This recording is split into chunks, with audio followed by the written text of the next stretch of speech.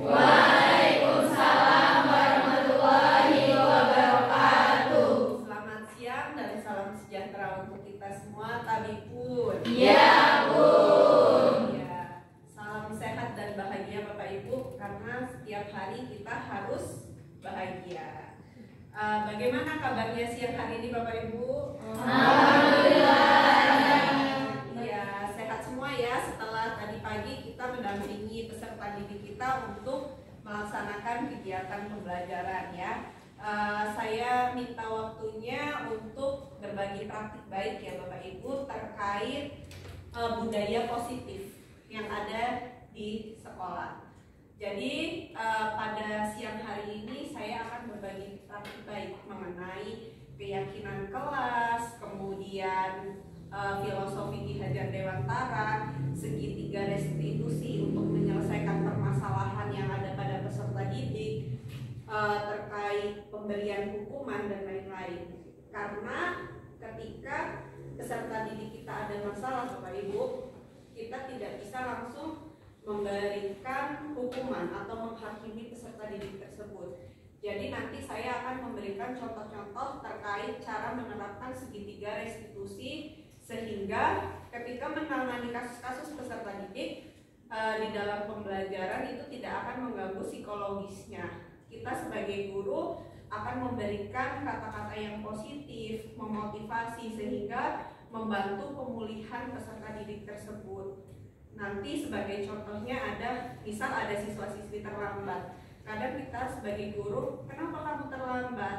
Langsung memarahinya, memberikan hukuman, mengelilingi lapangan upacara berapa kali gitu ya. Padahal kita harus tahu dulu latar belakangnya, ditanya dulu. Siapa tahu peserta didik tersebut terlambat karena orang tuanya berantem di rumah. Nanti ketika kita di sekolah langsung memberikan hukuman, kita tidak tahu psikologi siswa tersebut. Saya di rumah sudah tersiksa, di sekolah juga tersiksa, tidak ada yang memberikan saya perlindungan, itu akan mengganggu psikologisnya. Kemudian ketika peserta didik kita di sekolah berulah Bapak Ibu, banyak ya, ketika Bapak Ibu mengajar tidak semua peserta didik itu baik, ada yang keliling kelas, ada yang mencari perhatian dan lain sebagainya. Itu karena 5 kebutuhan dasar manusia itu tidak terpenuhi Bapak Ibu, seperti kasih sayang, cinta dan kasih sayang, kemudian kebebasan, kemudian penghargaan dan lain sebagainya. Ada 5 kebutuhan dasar manusia dalam diri anak tersebut tidak terpenuhi. Mungkin perhatiannya di rumah tidak terpenuhi, kasih sayangnya, sehingga berulah selalu mencari perhatian dengan gurunya. Nah, itu pentingnya kita sebagai seorang pendidik untuk memahami 5 kebutuhan dasar manusia, penerapan segitiga restitusi, penerapan disiplin positif dan lain sebagainya. Baik Bapak Ibu, akan saya lanjutkan. Nah, terkait praktik baik yang akan saya bagikan siang hari ini. Nah, di dunia pendidikan, di kelas, di sekolah, kita penting untuk menerapkan budaya positif dengan menerapkan disiplin positif. Disiplin positif ini contohnya seperti ketika awal pembelajaran, kita sebagai seorang guru harus membuat keyakinan kelas supaya energi Bapak Ibu tidak terserap habis teriak-teriak ya ketika menghadapi murid-murid yang karakternya berbeda-beda, latar belakangnya berbeda-beda, minatnya berbeda-beda.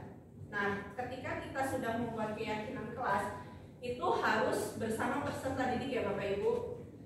Misal, anak-anak kenapa bukan peraturan, tapi keyakinan? Karena itu akan menciptakan disiplin positif bagi peserta didik.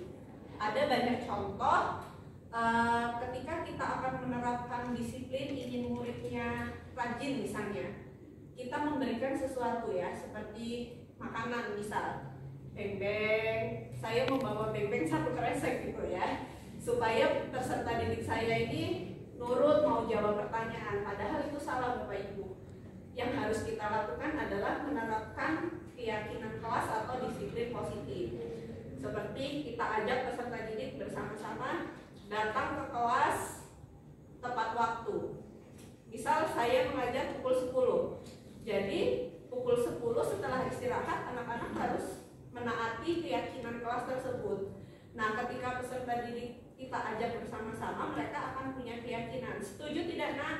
Dengan keyakinan kelas yang pertama, yaitu disiplin dengan datang ke kelas tepat waktu. Setuju, Bu? Kita tulis, nanti kita buat posternya setelah misal ada beberapa poin yang sudah disepakati. Yang kedua, ketika guru menjelaskan, kalian dengarkan ya, tidak berbicara dengan teman yang lain. Nah, Bapak Ibu bisa menulis peraturan yang kedua. Itu terkait disiplin positif. Tidak makan di kelas, tapi kalau minum boleh ya Bapak Ibu. Kemudian menjaga kebersihan. Jadi anak nanti nunduk nih, ketika ada kertas di samping mejanya diambil. Nah, itu akan menciptakan disiplin positif. Dan yang keempat misalnya berbicara yang santun, karena berbicara ini penting sekali ya Bapak Ibu. Sering ditemukan anak-anak zaman sekarang ya, berbicaranya itu tidak santun gitu. Kita buat keyakinan kelas. Dan yang kelima, saling menghormati dan menghargai. Tapi disiplin positif atau keyakinan kelas yang Bapak Ibu buat tidak harus seperti yang sama ya dengan yang saya sebutkan. Bisa berbeda-beda Bapak Ibu. Itu bergantung kelasnya Bapak Ibu. Seperti apa disiplin positif yang ingin Bapak Ibu ciptakan. Kemudian di sini ada posisi kontrol restitusi. Ini kaitannya nanti dengan filosofi Ki Hajar Dewantara. Ki Hajar Dewantara itu kan Bapak Pendidikan Nasional ya Bapak Ibu, yang memberikan kita para pendidik untuk berpihak pada murid, berpihak pada peserta didik. Jadi pembelajaran kita berpusat pada siswa. Keyakinan kelas yang kita buat dengan mengajak siswa semuanya, dengan mengajak peserta didik yang ada di sekolah, seperti itu.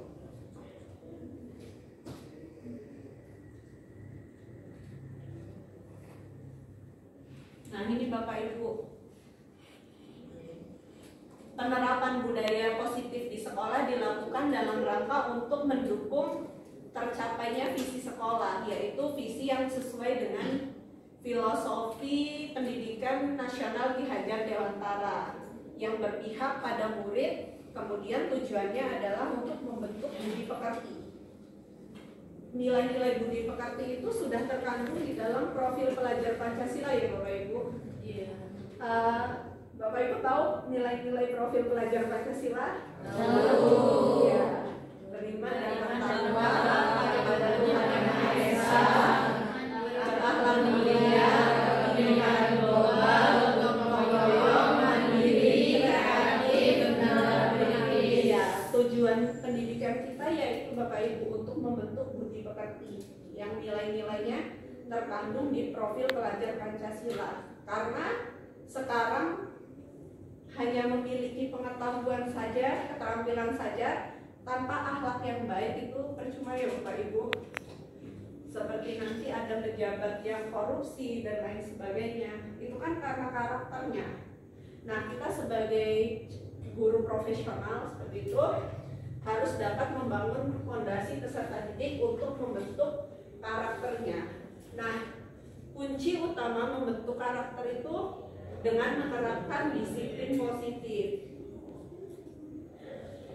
dengan menumbuhkan kepemimpinan murid Bapak Ibu. Jadi murid yang memimpin pembelajaran, yang mimpin doa jangan itu saja nanti dalam pembelajaran. Jadi semua harus bisa memimpin, kemudian nanti diajak kolaborasi dalam kelompok dan lain sebagainya.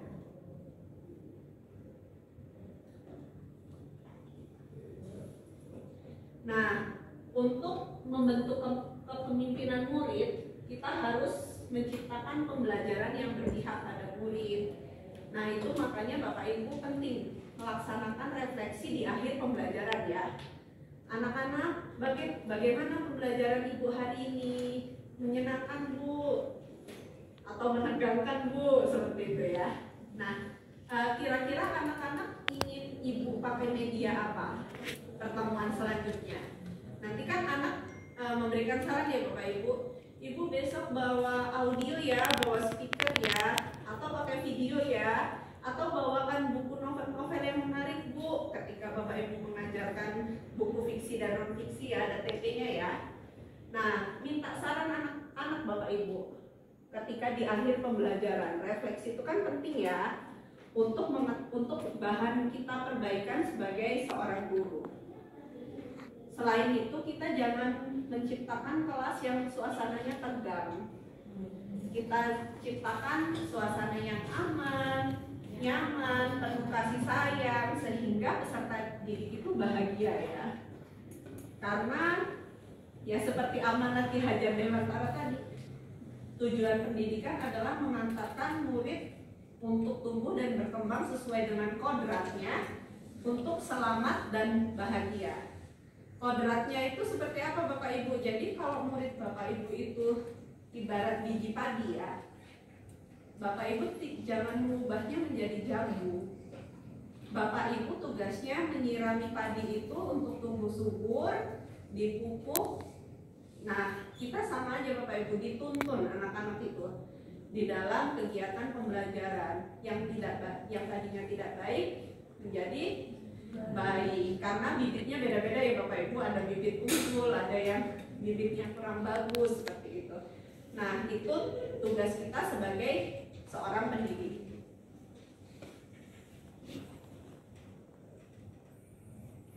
Nah, kita juga sebagai pendidik harus dapat memiliki posisi kontrol sebagai manajer Bapak Ibu, di mana posisi guru ini dapat berkolaborasi dengan murid, mempersilahkan murid mempertanggungjawabkan perilakunya, mendukung murid agar dapat menemukan solusi atas permasalahannya sendiri. Nah, ini juga muaranya adalah pemikiran Ki Hajar Dewantara.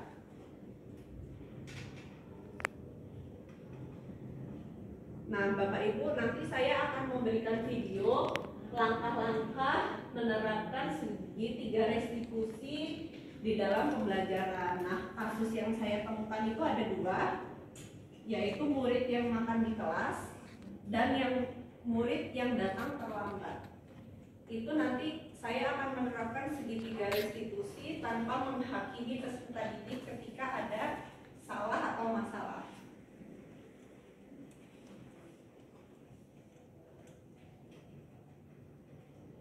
Nah, Bapak Ibu, ketika kita akan menerapkan budaya positif di sekolah atau di kelas, tentu ya tidak dapat dilakukan seorang diri. Untuk itu, hari ini saya mengajak Bapak Ibu semua untuk berkolaborasi untuk menggerakkan komunitas praktisi, sehingga kita dapat saling berbagi praktik baik dengan guru lain ya.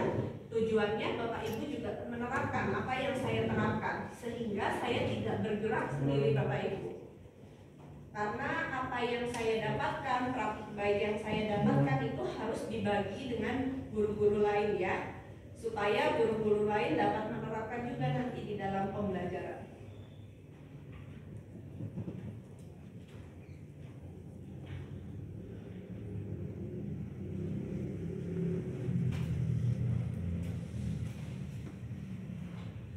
Nah, Bapak Ibu,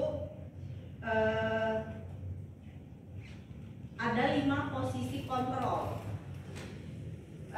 seorang guru ya. Yang pertama itu pemberi hukuman, yang kedua pembuat rasa bersalah, yang ketiga teman, yang keempat memantau, dan yang kelima itu manajer. Nah, nanti saya akan berikan contohnya Bapak Ibu.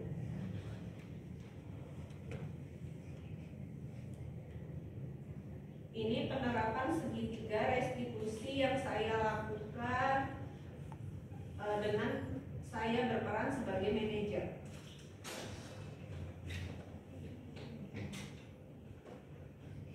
Sebelum saya paparkan videonya, saya bacakan dulu Bapak Ibu restitusi itu merupakan proses menciptakan kondisi bagi murid untuk memperbaiki kesalahannya sehingga mereka bisa kembali pada kelompoknya dengan karakter yang lebih kuat. Restitusi mengajarkan murid untuk mencari solusi atas masalahnya, membantu menanamkan disiplin positif, dan memulihkan dirinya setelah berbuat salah. Selain itu, restitusi membantu murid berpikir tentang orang seperti apa yang ingin menjadi, yang mereka ingin menjadi, dan bagaimana mereka harus memperlakukan orang lain. Nah, ini Bapak Ibu langkah-langkahnya. Bapak Ibu dapat yang pertama menstabilkan identitas, yang kedua validasi tindakan yang salah, dan yang ketiga keyakinan. Pada tahap menstabilkan identitas, kita menanyakan dulu kesalahannya, membuat perasaan anak menjadi lebih baik, kemudian validasi tindakan yang salah.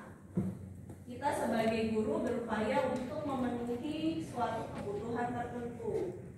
Kita bisa menanyakan contoh-contoh yang baik. Dan yang ketiga menanyakan keyakinan. Murid diberi motivasi.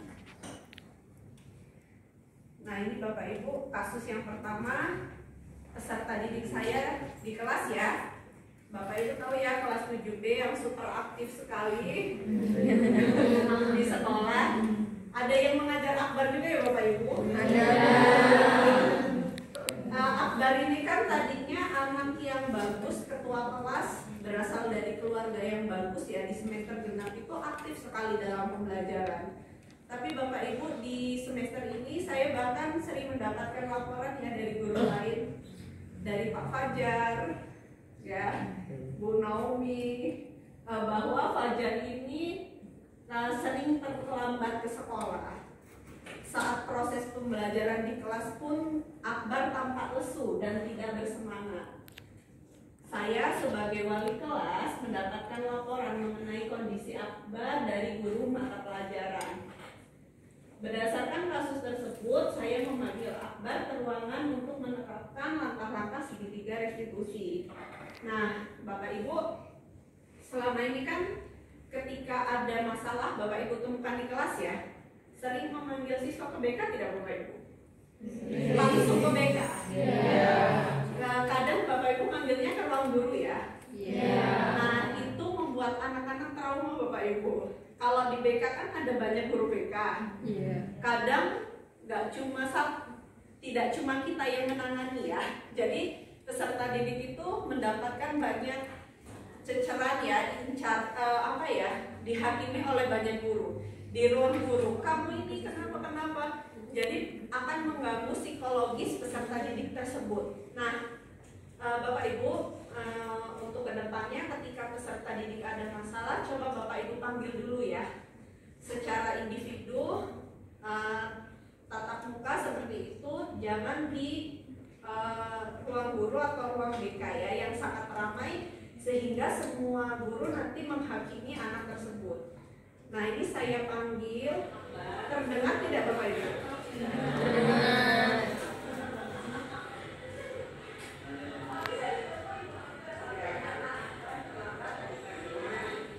Sepertinya tidak terdengar ya Bapak Ibu. Sebentar. Speaker TV-nya atau apa ya Bapak Ibu? Ada. Coba Pak Komang bisa membantu saya.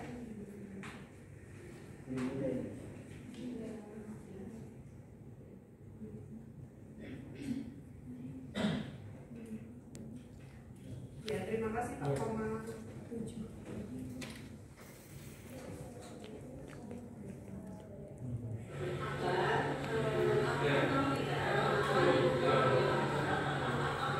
Kita tanya dulu Bapak Ibu. Akbar tahu tidak kenapa Ibu memanggil Akbar? Itu untuk menggali identitasnya Bapak Ibu, seperti langkah-langkah segitiga restitusi tadi.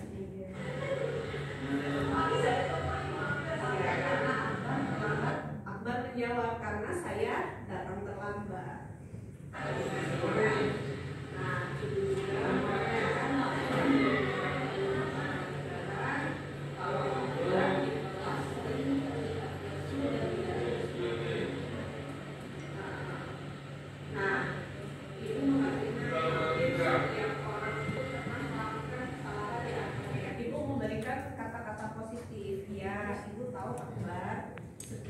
orang itu pernah melakukan kesalahan.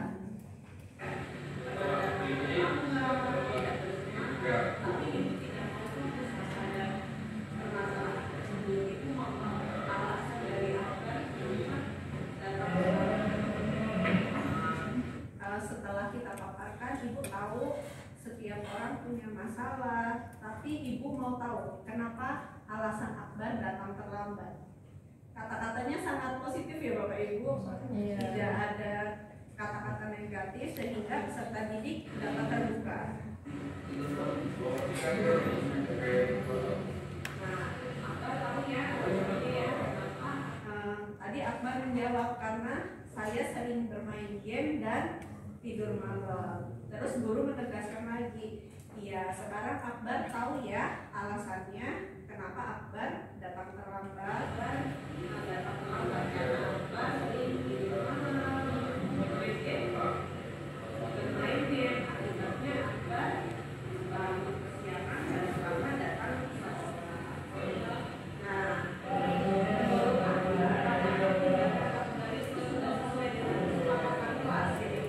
Nah, guru menanyakan Bapak Ibu di yang kedua ya, apa tadi validasi tindakan ya? Apakah Akbar tahu tindakan yang Akbar lakukan itu sudah sesuai keyakinan kelas belum? Kan keyakinan kelas yang sudah dibuat tadi ini ya Bapak Ibu, datang ke sekolah dan ke kelas tepat waktu. Belum sesuai ya Pak ya? Kalau begitu bagaimana caranya Akbar untuk memperbaiki kesalahan Akbar tersebut? Ya, tidak bekerja, tidur langsung pada itulah kan ya kalian misalnya dan mengulangi bermain game pada malam hari. Bagaimana nih Akbar supaya bisa memperbaiki? Nah, guru nanya lagi Bapak Ibu, bagaimana Akbar supaya bisa bangun pagi? Nanti kan peserta didik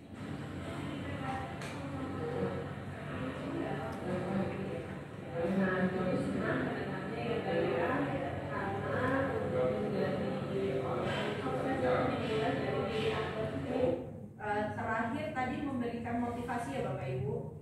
Ibu senang Akbar mau berubah, mau bangun pagi dan mengurangi bermain game. Karena untuk menjadi orang sukses itu dimulai dari diri sendiri Akbar. Nah, terakhir gurunya memberikan motivasi seperti itu Bapak Ibu. Akbar yang bisa memperbaiki perilaku, tidak bermain game, dan bangun di pagi hari supaya tidak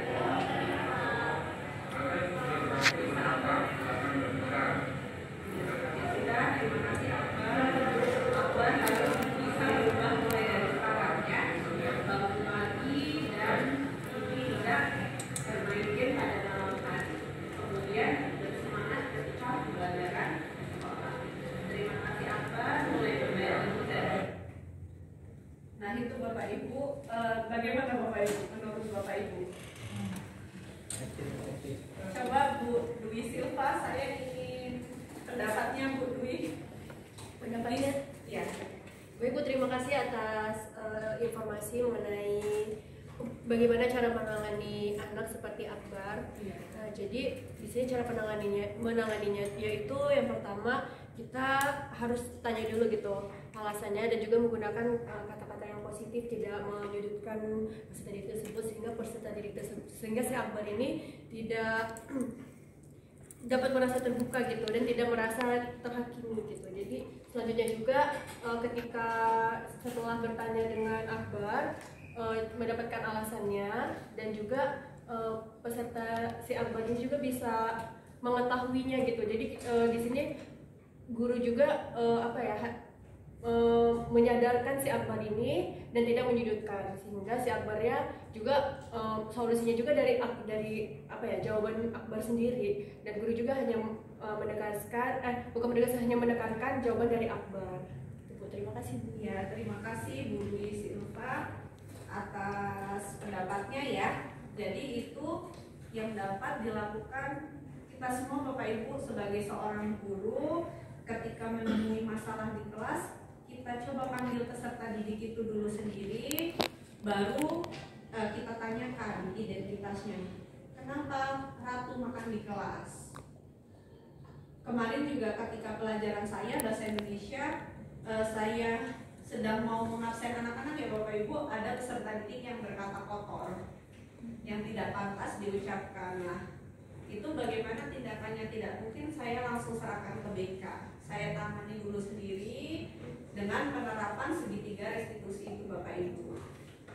Mungkin nanti ada juga ya peserta didik yang sudah kita panggil berkali-kali tidak berubah. Nah, itu baru kita berkolaborasi ya Bapak Ibu dengan guru BK, dengan orang tua. Kalau tidak bisa, kita minta bantuan atasan kita di sekolah, yaitu kepala sekolah. Nah, ini saya akan memberikan satu contoh Bapak Ibu mengenai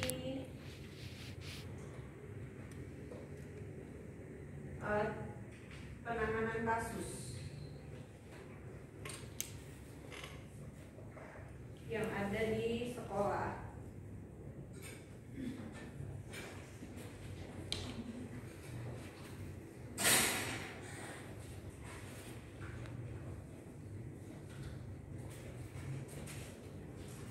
Saya ingin minta pendapat Bapak Ibu ya.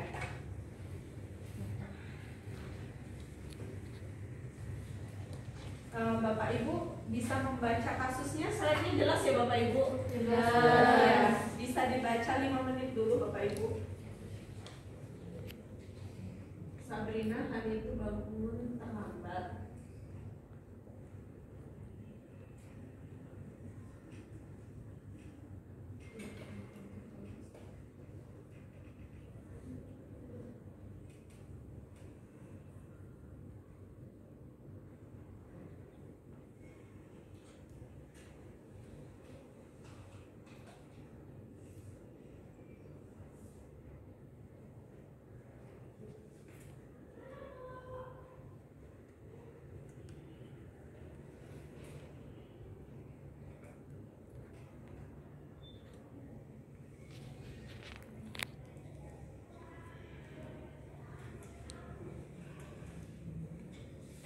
Yang di belakang terbaca ya Bapak Ibu?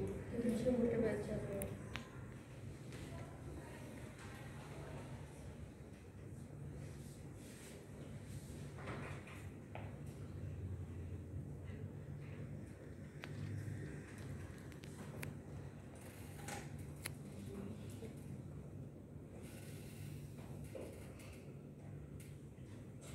Iya.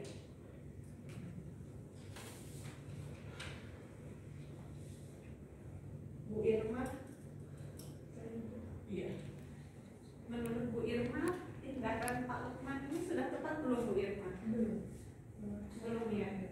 Kenapa Bu Irma? Karena sebelumnya kan Pak Lukman sudah mengetahui alasan mengapa Sabrina ini memakai sepatu warna coklat yang tidak sesuai dengan peraturan sekolah tersebut, sehingga Sabrina ini merasa tertekan dan memohon untuk kepada Pak Lukman untuk Pak tolong jangan disuruh lepas gitu, maksudnya tidak menggunakan sepatu di kelas, karena pada akhirnya Pak Lukman tetap kekeh tidak boleh menggunakan sepatu yang dia pakai karena dia melanggar peraturan sekolah, sehingga dia merasa malu ketika dia harus keluar sekolah karena tidak memakai alas kaki. Jadi menurut saya tindakan Pak Lukman ini terlalu mengekang ya Bu ya. Jadi mentalnya si Sabrina ini kayak merasa terganggu, dia jadi malu untuk pergi keluar kelas karena dia tidak menggunakan alas kaki. Jadi menurut saya Jadi ini ya Bu Irma, peran Pak Lukman ini sebagai penghukum ya Bu ya, langsung menghakimi siswa tanpa memberi solusi, memberikan motivasi, menanyakan dulu kenapa datang terlambat seperti itu, sehingga tanpa tahu alasan-alasan peserta didik langsung memberikan hukuman. Seharusnya seorang guru kita terapkan segitiga restitusi ya Bapak Ibu. Kita tanyakan dulu, kemudian alasannya apa, solusinya apa, apakah sudah sesuai dengan peraturan sekolah. Nanti anak menjawab, baru terakhir kita berikan penguatan atau motivasi ya Bapak Ibu. Tujuannya supaya peserta didik itu tidak mengulangi lagi siap ya Bapak Ibu untuk menerapkan segitiga restitusi di sekolah ya. Siap. Ketika nanti menemui peserta didik yang ada masalah, Bapak Ibu panggil dulu, ditanya identitasnya, alasannya, bangun keyakinannya. Kan Bapak Ibu di awal sudah membuat keyakinan kelas semua belum Bapak Ibu? Sudah. Nah, ya di awal pembelajaran ya. Iya. Sudah di print jadi poster Bapak Ibu? Sudah. Belum ya, baru ditulis saja ya. Iya. Mungkin nanti sempatkan waktu untuk di print ya Bapak Ibu, kan dibuat di Canva mudah. Bapak Ibu buat poster, tempel di kelas Bapak Ibu supaya peserta didik dapat membaca. Dan ketika peserta didik melanggar, anak-anak misal kita sedang mengajar, tiba-tiba kelas ribut, anak-anak masih ingat keyakinan kelasnya, Bapak Ibu seperti itu aja, positif, tidak usah diam nak, seperti itu. Bapak Ibu harus teriak-teriak, mengeluarkan energi yang besar ya. Dan kadang peserta didik juga nggak nurut seperti itu. Tinggal Bapak Ibu tanya aja, masih ingat dengan keyakinan kelasnya? Nah, insya Allah peserta didik dapat menerapkan disiplin positif yang ada di sekolah. Nah, itu Bapak Ibu terkait penerapan segitiga restitusi. Nah, sekarang saya akan paparkan mengenai pentingnya keyakinan kelas.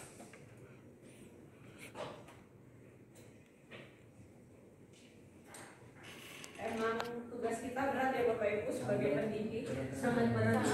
Iya, berat sekali ya. Selain tuntutan apa? Perangkat ajar, perangkat ajar pun banyak ya. Ada modul, kalender akademik, rota, prosen dan lain. Kita juga dituntut untuk dapat memahami karakteristik yang berbeda-beda. Nah, ini Bapak Ibu keyakinan kelas yang harus kita bangun di setiap kelas yang kita ajar. Karena kita tidak hanya mengajar satu kelas. Kalau pelajaran saya bahasa Indonesia 6 JT kali 5 kelas yang saya ajar, 30 jam pelajaran. Kalau pelajaran Pak Komang bisa dapat 15 kelas ya Pak ya? Karena 2 JP ya, karena harus memenuhi jam sertifikasi seperti itu. Nah, ini Bapak Ibu, kita harus membangun apa? Keyakinan positif. Jadi bisa kita paparkan Bapak Ibu di kelas. Nanti saya share ya Bapak Ibu, kalau saya lupa bisa diingatkan via WA. Bu Anggun minta apa? Keyakinan kelas dan poster disiplin positifnya. Kita ajarkan Bapak Ibu kepada peserta didik kita mengenai tampak seperti dan tidak tampak seperti.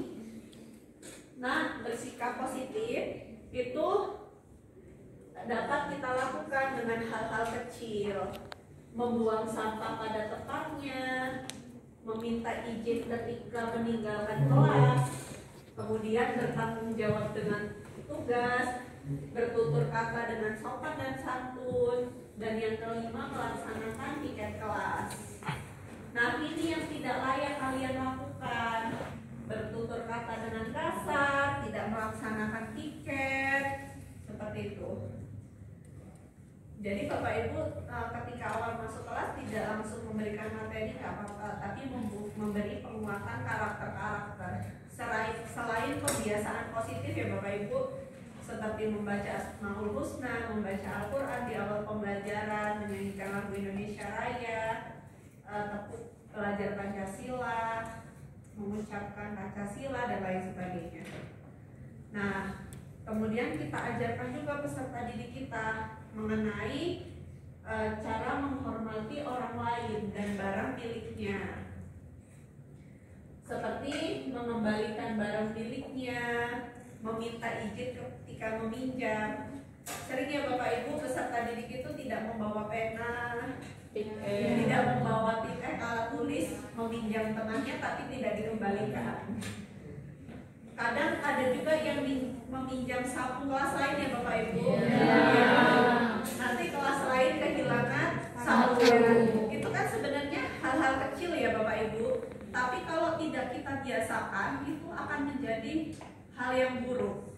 kalau tidak kita terapkan disiplin positif ini kepada siswa, maka karakternya tidak akan terbentuk Bapak Ibu. Membuang sampah. Sampah itu kan sebenarnya masalah yang dari dulu sampai sekarang tidak teratasi ya Bapak Ibu. Bahkan di sekolah kita sudah melaksanakan P5 dengan tema pilah-pilih sampah, dengan mengelola sampah menjadi barang yang berguna. Tapi tetap saja permasalahan sampah ini tidak teratasi ya. Bahkan di Kota Bandar Lampung ketika kita lewat mau berangkat kerja juga di jalan-jalan banyak tumpukan sampah ya yang diangkut oleh mobil truk itu yang sangat bau. Nah itu kan permasalahan sampah. Ini sebenarnya kita bisa bangun dengan hal-hal yang positif setiap hari kita biasakan. Kan di sekolah kita juga sudah mengurangi sampah dengan wajib membawa tumbler dan bekal makan. Jadi kalau mau jajan di kantin, membawa piring sendiri, gelas sendiri untuk mengurangi sampah. Tapi tetap saja ada peserta didik yang jajan menggunakan plastik. Mengembalikan barang yang dipinjam dan mengucapkan terima kasih. Kita juga sebagai guru kadang jarang mengucapkan terima kasih ya Bapak Ibu. Ketika meminjam barang rekan sejawat kita seperti itu. Nah itu kan memang hal kecil yang harus kita biasakan. Kemudian ini Bapak Ibu kita terapkan, setiap anggota kelas melaksanakan, ada yang terdengar, terlihat, dan berperilaku. Ini pembiasaan ini bisa kita terapkan, disiplin positif ini bisa kita terapkan. Terdengar itu misalnya gini Bapak Ibu, mari saya bantu. Ada gurunya yang bawa tas berat belakang, banyak tetengan ya Bapak Ibu, bawa perangkat, bawa bekal kita. Peserta didik cuek aja ya sekarang. Kalau kita kan dulu pasti selalu care ya sama gurunya. Ada yang bisa bawa, saya bantu Bu, seperti itu. Nah, kita biasakan ke peserta didik kita. Mari saya bantu, membantu teman, membantu gurunya. Mari kita diskusikan bersama. Terima kasih, sama-sama. Kemudian yang terlihat itu apa? Berpakaian rapi. Kadang peserta didik kita ada yang bajunya keluar-keluar, tidak memakai atribut sekolah, dasi, nemtek, dan lain sebagainya. Kemudian tidak mendengarkan pendapat teman. Kemudian berperilaku, kita ajarkan menerapkan 5S, senyum, salam, sapa. Banyak peserta didik juga yang cuek ketemu gurunya sekarang. Tidak salim, tidak senyum. Itu kan hal-hal kecil ya Bapak Ibu. Tapi kalau tidak kita biasakan ya akan dampaknya akan panjang untuk negara ini. Karena negara kita sekarang ini butuh generasi bangsa yang berkarakter ya Bapak Ibu. Karena kita lihat kasus-kasus yang terjadi sekarang ini ya karena tidak berkarakter, cerdas tapi tidak memiliki karakter dan demokrasi yang baik. Kemudian kita buat tugas guru, tugas murid. Kalau tugas guru itu mendidik dan menuntun murid. Kalau kalian apa anak-anak Bapak Ibu tanyakan, mengikuti proses pembelajaran dengan baik. Tugas guru apa? Mengelola kelas, memberi motivasi. Tugas murid bertanggung jawab terhadap tugas-tugas, menjaga nama baik sekolah, melaksanakan tata tertib sekolah, dan menjaga kebersihan kelas. Nah, itu yang bisa kita lakukan Bapak Ibu. Kemudian kita juga jelaskan kepada murid, guru bukan tugasnya, murid bukan tugasnya, menghukum murid bukan tugas kita. Tugas kita adalah menerapkan segitiga restitusi. Bapak Ibu pernah nggak menerapkannya? Belum. Ya. Selama ini bagaimana Bapak Ibu kalau ada kasus? Pernah nanya alasannya tidak? Belum. Jadi gimana? Contohnya gimana Bu? Farah? Anak yang makan di kelas ibu kayak Iya. kayak kelas ibu tadi. Iya. Saya kalau misalkan ada anak di kelas selalu saya tunjuk suruh taruh gitu. Iya. Tapi dengan suara yang mungkin agak keras, jadi mungkin anak-anak makin tidak nyaman gitu. Iya. Iya. Jadi belum pernah memanggil anaknya secara tatap muka ya Bapak Ibu?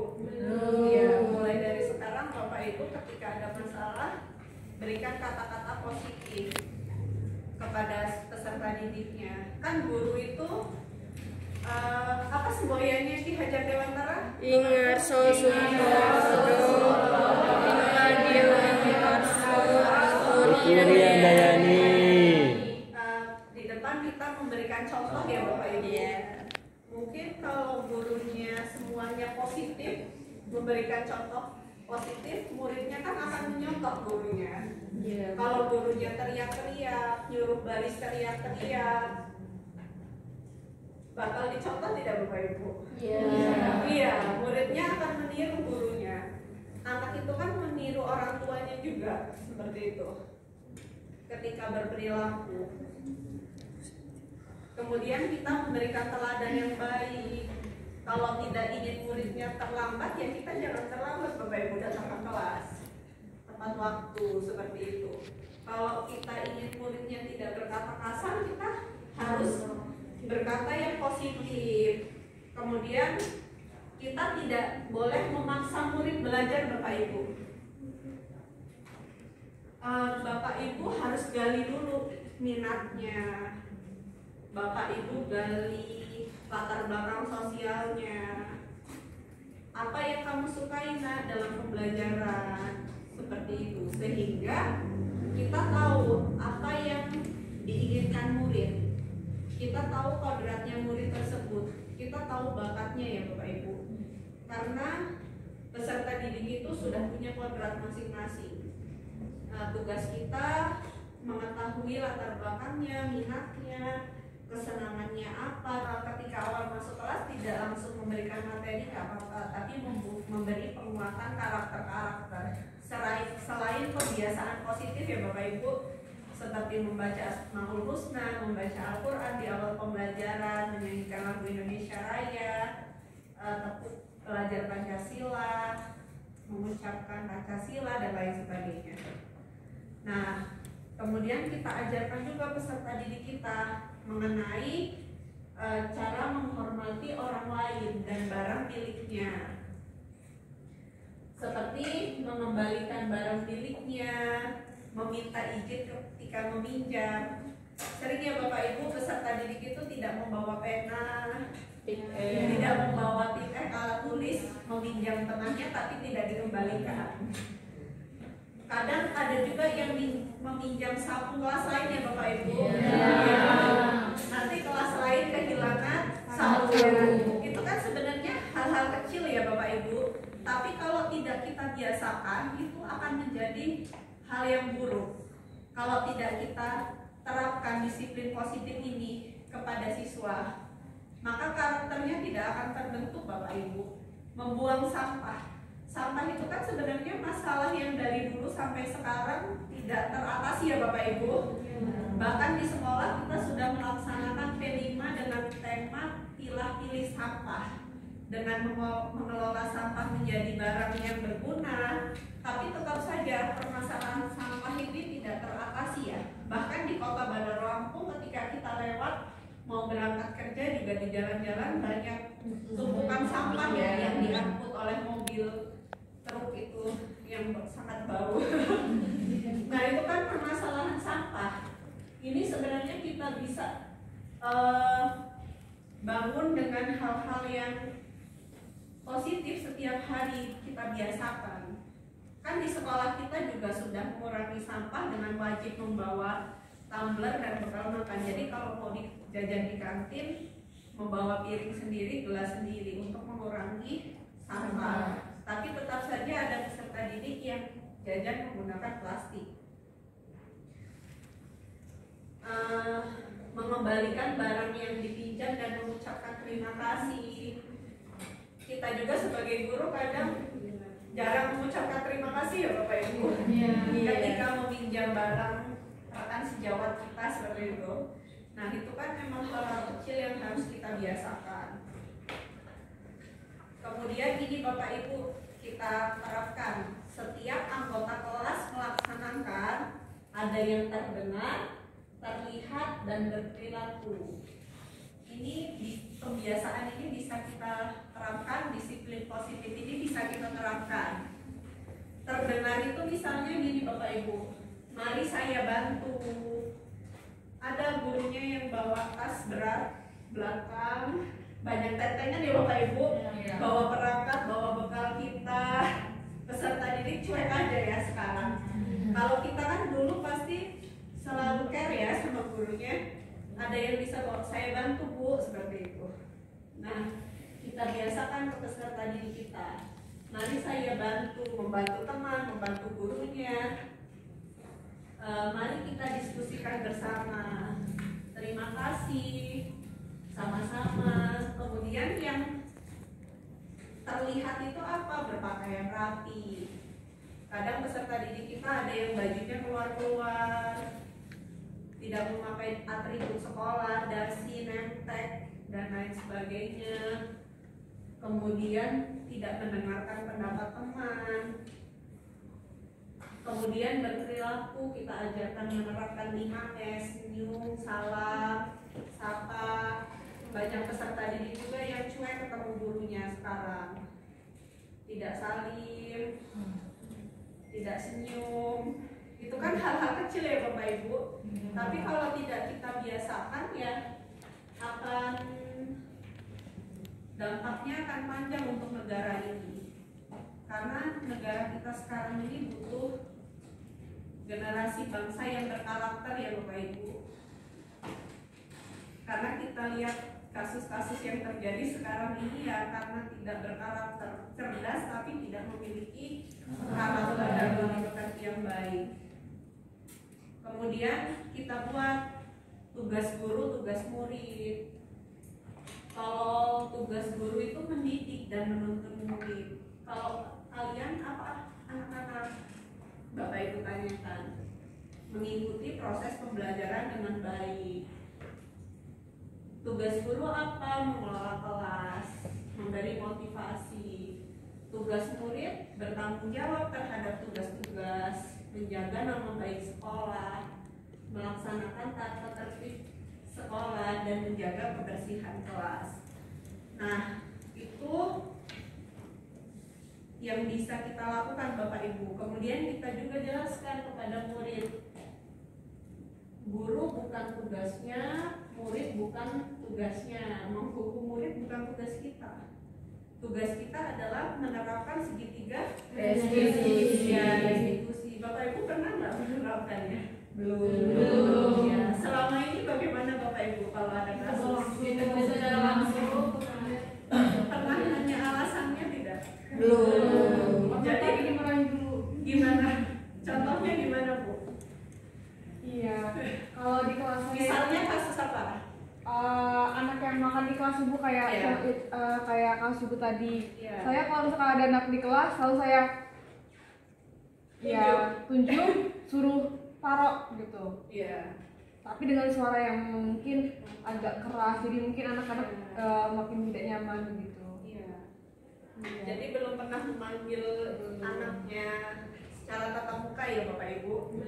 Iya. Mulai dari sekarang Bapak Ibu ketika ada masalah berikan kata-kata positif kepada peserta didiknya. Kan guru itu apa semboyannya Ki Hajar Dewantara? Ingarso Sumpah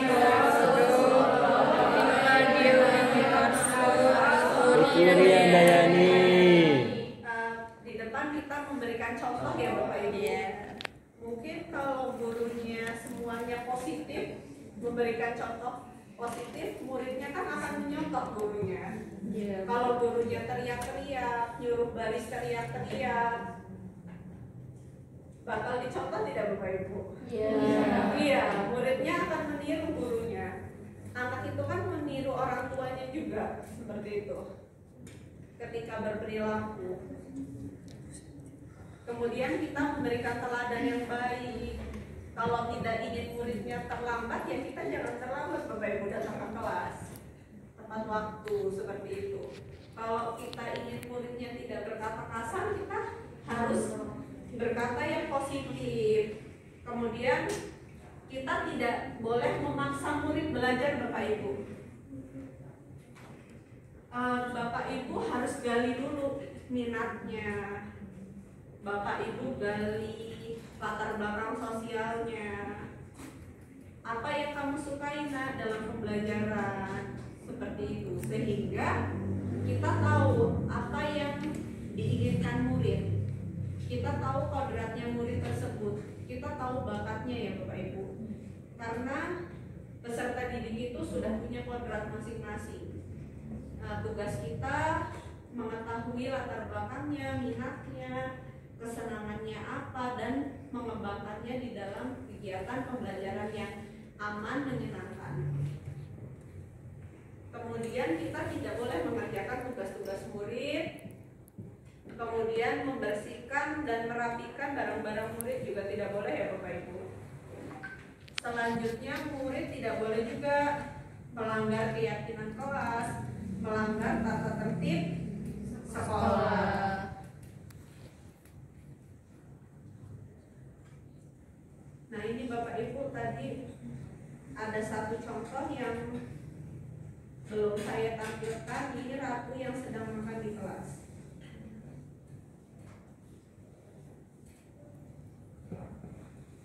Sama Bapak Ibu seperti Akbar kan sedang bekerja kelompok. Ratu ini memisahkan diri dari kelompoknya dan duduk di kursi paling belakang. Sesekali dia menundukkan kepalanya ke arah meja. Setelah saya dekati, ternyata Ratu sedang makan. Nah, di jam istirahat saya panggil Bapak Ibu. Waalaikumsalam warahmatullahi wabarakatuh. Pasur, kamu tahu kenapa Ibu memanggilku? Ibu, saya iya. Tadi Ibu melihat ya, ketika dalam proses pembelajaran Ratu memisahkan diri dari kelompok dan kemudian Ratu makan di kelas. Nah, Ibu tidak akan fokus pada permasalahan Ratu. Ibu ingin tahu alasannya kenapa tadi Ratu makan di kelas. Saya tadi ada sarapan di kelas. Ya, alasannya Ratu tidak sarapan. Tidak kenapa nanti tidak sarapan dari pagi. Banyak karena jadi tidak sempat sarapan di rumah ya. Nah, menurut Ratu tidak terlalu sudah sesuai belum dengan kesepakatan kelas yang sudah kita sepakati, yaitu menghargai dan menghormati orang lain.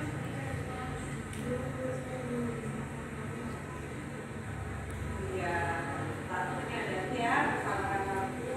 Nah, kalau begitu apa tindakan Ratu memperbaiki kesalahannya? Tadi sudah Ratu lakukan.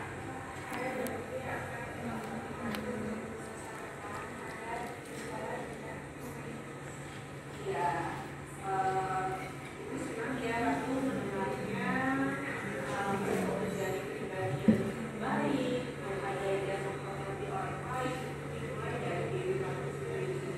Ratu bisa menikmati kesalahan supaya ketika dalam pembelajaran Ratu bisa fokus dan tidak makan di kelas, bisa bergabung dengan kelompoknya untuk melakukan kolaborasi dan kerjasama. Bagaimana kan rasanya sampai iya, terima kasih Ratu. Sekarang Ratu boleh kembali ke kelas. Semangat, perbaiki diri, jangan melakukan kesalahan lagi ya.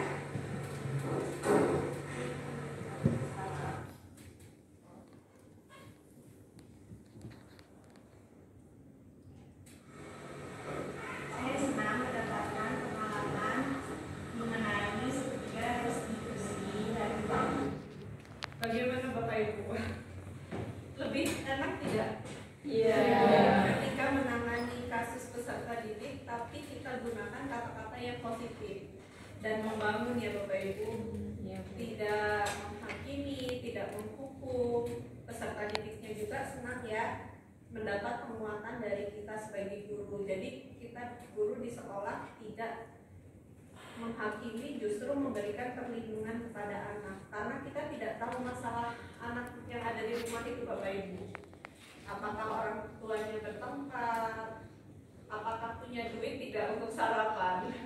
Saya kadang kalau dengar murid itu pengen nangis Bapak Ibu, karena ada murid di kelas, Bapak Ibu juga mengajar ya. Iya. Ada yang tidak pernah makan ayam. Aduh, jadi pengen nangis saya. Murid itu tidak pernah makan ayam, jadi ketika diberi ada Abi Sodri itu memberikan ayam, katanya ya Allah Bi, enak banget, saya baru kali ini makan ayam, katanya seperti itu. Jadi kita sebagai seorang guru ini Bapak Ibu selalu menghakimi seperti itu ya, padahal kita tidak tahu latar belakang anak itu seperti apa gitu. Punya bensin nggak? Apa maksudnya punya kendaraan nggak buat datang ke sekolah? Siapa tahu jalan kaki Bapak Ibu. Jadi datang terlambat. Aduh, saya jadi nangis. Jalan kaki gitu ya, datang ke sekolah. Ada murid saya yang dituntun ibunya karena nggak punya motor. Bapak Ibu tahu ya kostum ya. Kelas 7D itu selalu digandeng ibunya tiap pagi karena tidak punya kendaraan gitu untuk datang ke sekolah.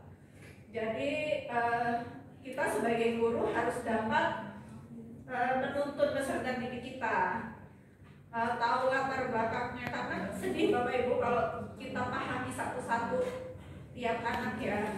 Mungkin untuk sekolah-sekolah bagus kita jarang menemui ya Bapak Ibu ya, sekolah-sekolah yang mahal bagus, tapi untuk sekolah-sekolah negeri seperti kita ini yang ada di pinggiran gitu, kalau melihat peserta didik kita yang rumahnya sepetak kemudian ditinggali 8 anggota keluarga, buat mandi aja antri Bapak Ibu. Jadi datang ke sekolah itu terlambat, buat sarapan aja susah. Kadang kita langsung di sekolah 7.15 kan gerbangnya ditutup, murid datang langsung kita hukum, mengelilingi lapangan jalan itu gitu ya, mengelilingi. Kita tidak tahu latar belakangnya. Untuk itu kita sangat penting ya Bapak Ibu menerapkan amanat-amanat di Hajar Dewantara untuk tahu latar belakang anak kita, nggak tahu posisinya seperti apa, apakah di rumah tidak bahagia seperti itu, di sekolah juga tambah disiksa sama gurunya. Maksudnya disiksa dalam arti kita tidak memberikan perlindungan, kasih sayang seperti itu. Akhirnya peserta didik kita ya udahlah, saya tidak mau jadi orang sukses, saya tertekan, motivasi belajarnya turun. Nah mulai dari sekarang kita mulai ini ya Bapak Ibu, pahami karakter murid, latar belakangnya. Ketika ada masalah di sekolah kita tanya, ya pokoknya kita gali, kita beri motivasi, kita beri dukungan, kita tuntun. Tidak hanya mendidik ya Bapak Ibu, kita mendidik pengetahuan, teks deskripsi itu apa, tidak hanya membimbing cara bermain bola basket, pelajaran Pak Komang ya, tidak hanya membimbing struktur teks, tapi kita tuntun Bapak Ibu, anak-anak kita itu kita hantarkan untuk menjadi peserta didik yang selamat dan bahagia. Itu tujuannya ya Bapak Ibu, mengantarkan peserta didik yang selamat dan bahagia, menjadi guru yang selalu ditunggu-tunggu di kelas peserta didik. Kita terus belajar dan terus belajar untuk menjadi pendidik yang positif, memberikan disiplin positif, kata-katanya positif, memotivasi dan penuh kasih sayang ya Bapak Ibu. Siap Bapak Ibu? Ya. Demikian Bapak Ibu praktik baik yang sudah saya terapkan di sekolah untuk saya bagi kepada Bapak Ibu semua. Tujuannya Bapak Ibu dapat menerapkan praktik baik tersebut ya, menerapkan keyakinan kelas. Jika ada yang belum membuat keyakinan kelas bisa dibuat mulai besok ketika mengajar. Nanti Bapak Ibu lihat perbedaannya dengan yang sudah Bapak Ibu buat keyakinan kelasnya dan belum, kelas yang belum. Alhamdulillah saya sudah menerapkan dan energi saya tidak terkuras ya Bapak Ibu dibanding kemarin belum menerapkan. Demikian Bapak Ibu, semoga Bapak Ibu sehat selalu. Terima kasih sudah